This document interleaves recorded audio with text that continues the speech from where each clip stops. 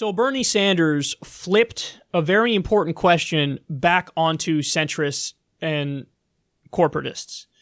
What he says to them is, hey, you always ask me, am I going to fall in line? Am I going to support the Democratic nominee no matter who it is? Well, Bernie's clear. He always says yes. He says, I will do that because I think defeating Trump is the most important thing. Well, he finally said and flipped it right back on him, will you guys support me if I'm the nominee? Well, all of you corporatists and you centrists say, you know what? We'll bite the bullet. We'll support this guy we don't really agree with because Trump is an existential threat. So, Third Way is one of these centrist Democratic groups, and they responded to Bernie, and they took some shots. This is a group that Bernie has called out specifically. I think he's called out the New Democrats, which is a centrist group, Third Way, which is a centrist group, also, again, deeply, deeply corporatist and pro-establishment. So let's see what they say in response to him.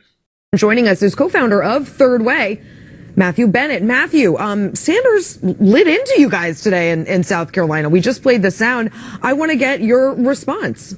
Yeah, it's not the first time. He came after us in a tweet earlier this week, and then he went on Chris Cuomo's show also and did the same thing. Here's the thing that Senator Sanders gets wrong. Leave aside his slurs about us. He thinks that we think he's an existential threat to the party because of what he would do as president, but that's not it.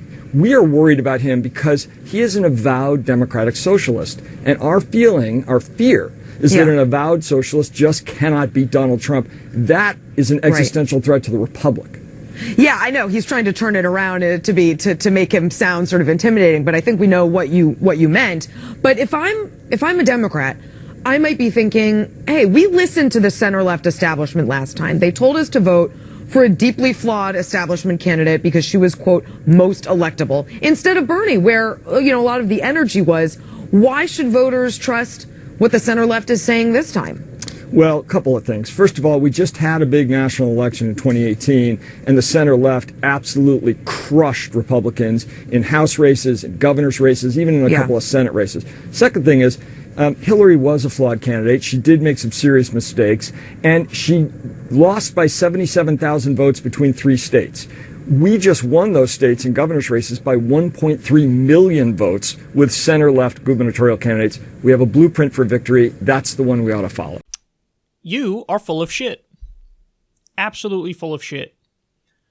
41% of the candidates that were endorsed by the PCCC, Our Revolution, and Justice Democrats won their elections.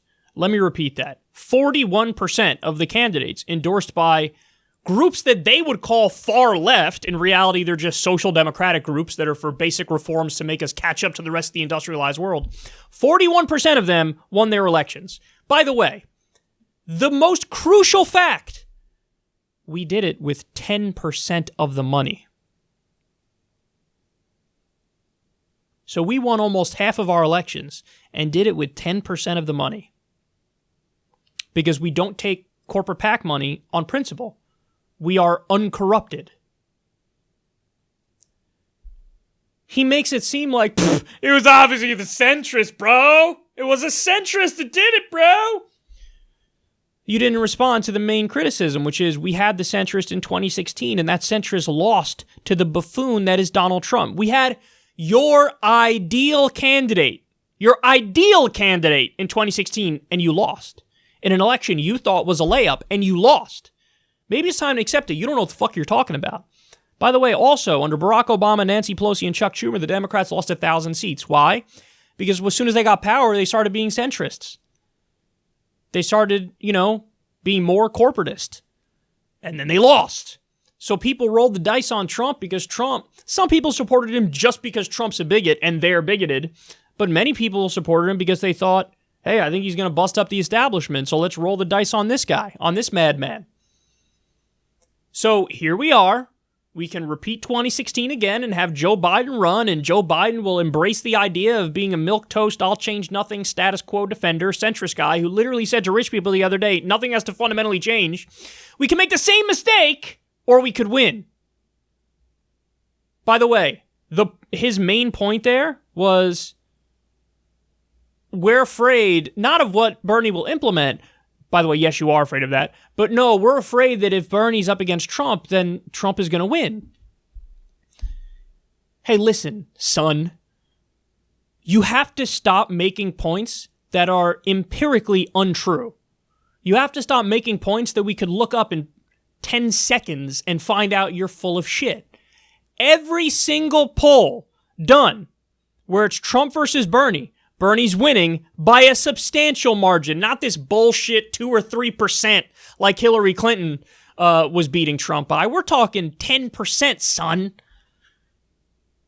So you don't get to say that and just ignore the data, but at least he said, well, we have this feeling. That's right, you have a feeling, and your feeling is based on absolutely nothing. Your feeling is based on what you think, which is based on a total misperception of the reality of politics. So stop making that point. I really find it stunning that they're saying this to the entire world, as if the entire world can't just quickly fact check what the fuck they're saying. Like, oh, we're afraid he can't beat Trump. Well, that's nice. I got, mountains and mountains of polling data here that says the exact opposite. And by the way that Bernie's support is dispersed throughout the country is a nightmare for Trump. Because Bernie does the best in those very states that handed the election to Trump the last time. It's the industrial Midwest. It's the Rust Belt, where Bernie Sanders crushes. So this idea, when you say, well, we're afraid he can't beat Trump, he has the best chance of all the candidates of beating Trump. So you have to stop saying things that are just not true. But let's be clear here. This isn't just an ideological difference with a guy like Matthew Bennett and a group like Third Way. Yes, there is an ideological difference, but that's only half the picture. The other half the picture is they're corporatists. They like the status quo. They like the system. They'll defend the status quo. They'll defend the system. These sorts of groups function only because of corporate money.